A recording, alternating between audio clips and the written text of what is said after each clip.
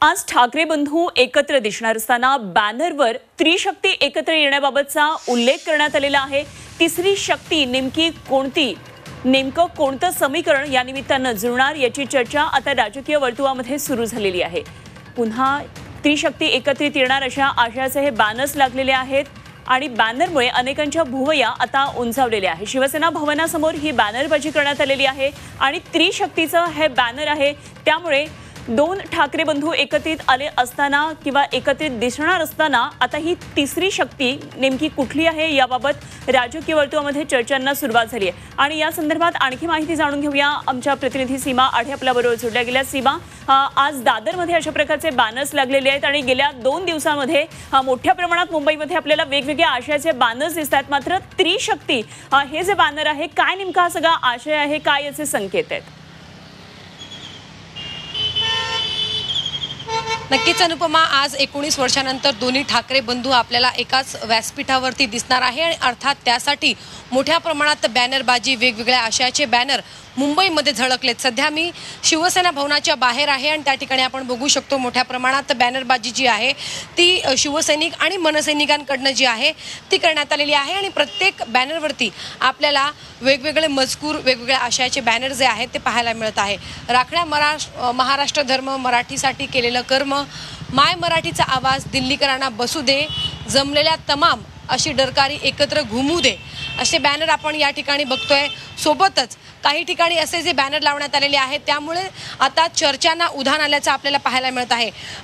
काही स्वगृही परतताना त्रिशक्ती समीकरण जुळणार अशा आशयाचे बॅनर सेना भवनासमोर सध्या झळकतोय आणि त्यामुळे एक वेगळ्या चर्चांना उधाण आलेलं आहे। राज ठाकरे आणि उद्धव ठाकरे तर एकत्र येणार, मात्र तिसरा जोडीदार कोण असणार, त्रिशक्ती याचा तिसरा समीकरण, तिसरा पक्ष कोणता असणार, असा एक जो तर्क आहे तो लावला जातोय। त्यामुळे आता या बॅनरमुळे वेगवेगळ्या चर्चांना उधाण आल्याचं सध्या आपल्याला पाहायला मिळत आहे। अनुपमा, ठिकठिकाणी आपण जर बघितलं तर राज ठाकरे आणि उद्धव ठाकरे हे सोबत आज एकत्र येत असल्याने ठिकठिकाणी आपल्याला बॅनरबाजी पाहायला मिळते आणि या बॅनरच्या माध्यमातून एक मोठं शक्ती प्रदर्शन मुंबई महानगरपालिकेच्या निवडणुकीच्या पार्श्वभूमीवरती आपल्याला ठाकरे बंधूंकडनं होताना पाहायला मिळत आहे। अर्थात दोन्ही पक्षाचे कार्यकर्ते खूप उत्साही आहेत। दोन्ही पक्षाच्या कार्यकर्त्यांचा उत्साह जो आहे तो शिगेला पोहोचलेला आहे। त्यामुळे गेल्या अनेक वर्षांपासून एकमेकांवरती टीका करणारे, एकमेकांवरती टीका करताना पाहायला मिळणारे हे कार्यकर्ते आज त्यांची मनं जुळल्याचं आपल्याला पाहायला मिळत आहे।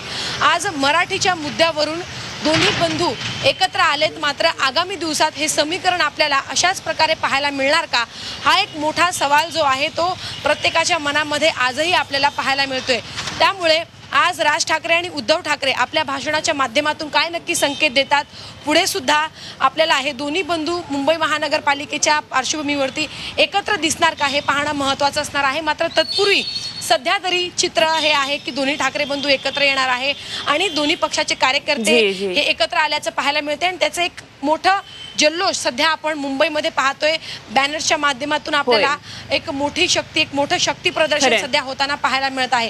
आज दिवसभराच्या घडामोडीकडे सीमा, जसं तू सांगतेस, हे वर्णन करतेय, खरंच आजचा दिवस हा मुंबईच्या दृष्टीने महत्त्वाचा ठरणार आहे। कारण जी 2 हॅपनिंग ठिकाणं आहेत त्या ठिकाणून आता आपण बोलतो आहोत, अगदी काही अंतरावर शिवतीर्थ सुद्धा आहे, शिवसेना भवन, आणि त्यामुळे हे सगळं वातावरण या भागामध्ये नेहमीच आपल्याला तापलेलं पाहायला मिळतं।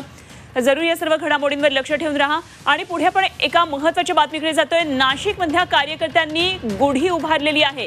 नाशिकमधल्या कार्यकर्त्यांनी गुढी उभारली आहे। खरं तर गुढी म्हणजे विजयाचं प्रतीक असतं आणि त्यामुळे नाशिकमधले कार्यकर्ते आज मोठ्या उत्साहात दिसत आहेत। नाशिकमधल्या कार्यकर्त्यांनी अशा प्रकारे आज गुढी उभारल्याचं हे चित्र पाहायला मिळतं आहे।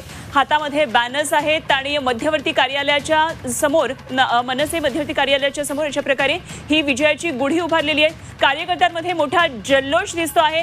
आमचे नाशिकमधले प्रतिनिधी सागर गायकवाड आपल्या बरोबर आहेत, आणखी माहिती जाणून घेऊया।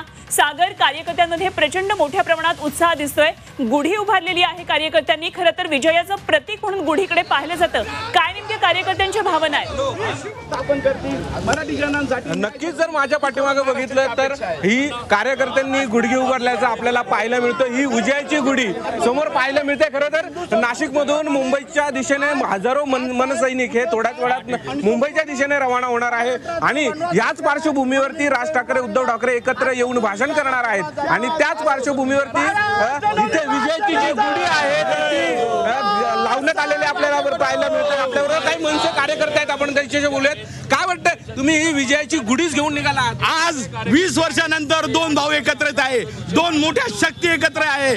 आता या शक्ती एकत्र येऊन हा सगळा मराठी माणसाचा विजय आहे. हा विजय मराठी माणसाचा आहे, मराठी साहित्यिकांचा आहे, मराठी मीडियाचा आहे, मराठी मातीचा आहे, मराठी शेतकऱ्यांचा आहे आणि हा विजय असाच महाराष्ट्रात पुढे वाटचाल करेल, मराठी माणसाला न्याय देईल. जो आज हिंदी आणि वरती यांचा जो त्रास गोंगवत आहे तो यापुढे होणार नाही याची दक्षता हे दोन्ही घेणार आहेत. मराठी माणसाला न्याय म्हणून सरकार स्थापन होणार आहे. काय वाटतं अण्णा, सगळ्यांच्या कार्यकर्त्यांच्या ज्या भावना आहेत त्या दिसत आहेत, गुढी उभारलेली आहे मुंबईच्या दिशेने. सागर, खूप मोठा उत्साह खरं तर कार्यकर्त्यांमध्ये दिसतोय. हा उत्साह आपल्याला दिवसभर पाहायचा आहे आणि झी 24 तास वेगवेगळ्या अँगलनं ही बातमी आज कव्हर करणार आहोत. वेगवेगळ्या शहरामधले सगळे रिपोर्टर्स आपल्यावर जोडले जाणार आहेत. सागर, धन्यवाद तुर्तास दिलेल्या या सगळ्या सविस्तर माहितीसाठी.